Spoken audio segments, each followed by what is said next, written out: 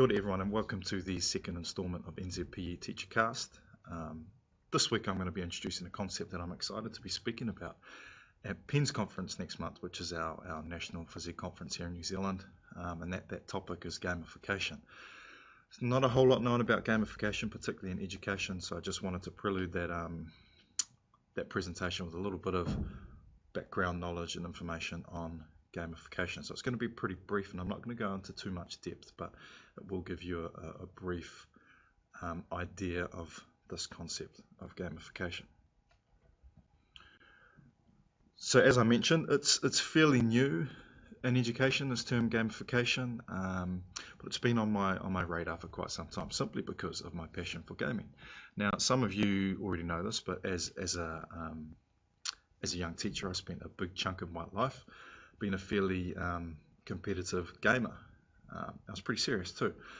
I was teaching at the time, so it kept me busy, and serious in the sense that I was playing about 8 to 10 hours every day, most days, as well as holding down this full-time job teaching. So life was pretty hectic for me though.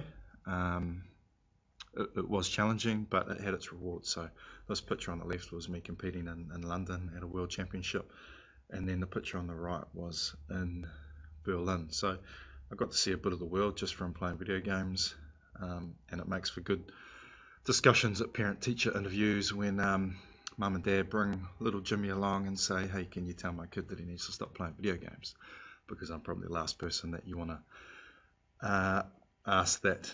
So everything in moderation, I say.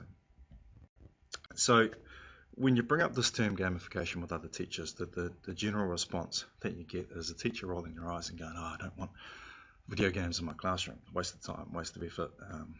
They're not good. But you know, I don't necessarily agree with that, but that's another story. But the best way to begin explaining what gamification is to talk about what it isn't.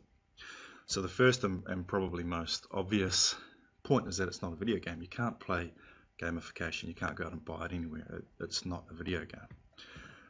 Secondly, it's not about designing video games. There's no coding involved with gamification. You're not trying to make the latest and greatest video game in the 160 or so hours that we have in front of our students each year. So it's not creating or designing video games, and it's not playing video games in the classroom. You know, a lot of teachers use Minecraft and other games in the classroom, and sure, all of these ideas have some merit in the classroom when used in meaningful ways, but this isn't what gamification is, and it's not what I'm here to introduce. So despite this poor rap that video games have gotten in the past, there's no arguing that video games are highly engaging, they're exciting, they draw us in, and they make us spend insane amounts of money, often for very little in return. Now this game here, Clash of Clans, the developer Supercell, they made $2.3 billion of revenue last year with only 3 games. Now, of those 3 games, well, all of those 3 games, they're free to download, they're free to play. You don't have to spend money to play them and have a lot of fun with them, but they managed to make $2.3 billion in revenue. Now, there's no Clash of Clans championship, there's no professional Clash of Clans players. You can't make a career out of playing this particular game. So why do people choose to spend so much money on it when they get very little in return? Now, the answer is quite simple. It all comes down to the way the game has been designed. Now, developers install a specific set of game mechanics with the intention of eliciting a specific response or behavior from the player. In the case of Supercell, the specific response that they're trying to get, or the behavior that they want for players, is to make lots and lots of in-game microtransactions. Now this is how they earn their money. So everything that they do in the game is geared towards the player making those microtransactions, the entire way the game is designed. Now those game mechanics are what I'm really interested in when I talk about gamification. So what gamification is the application of those game mechanics that I just talked about in non-game contexts.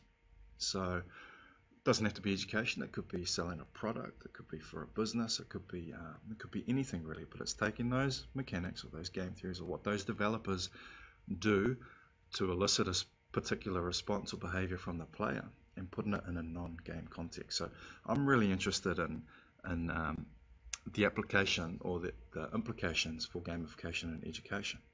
So as a teacher, why should gamification matter to you? Well, this was framed best by Jesse Shell, who's an American game designer, and he said school's just one big game. We award points, we give grades, We rank students and students compete against one another. So it's just one big game. However, unlike most billion-dollar games that are developed, school is a poorly designed game that often fails to engage the player, which in this case is a student. So imagine if we could take all of those game mechanics that developers use so well to elicit a specific behavior or response and could install them into the design of our learning experiences for our students, leading to better participation, better engagement, and higher grades. The truth is, nothing is stopping us from doing this, and companies have been doing this or using this concept of gamification for years to boost profits and increase consumer engagement. So it's something that we could be looking at and should be looking at in terms of what we do in the classroom. And when I present at PENS, that's what I'm going to be talking about, is looking at these game mechanics and having some real world examples, and then looking at what that might look like in the classroom, I guess.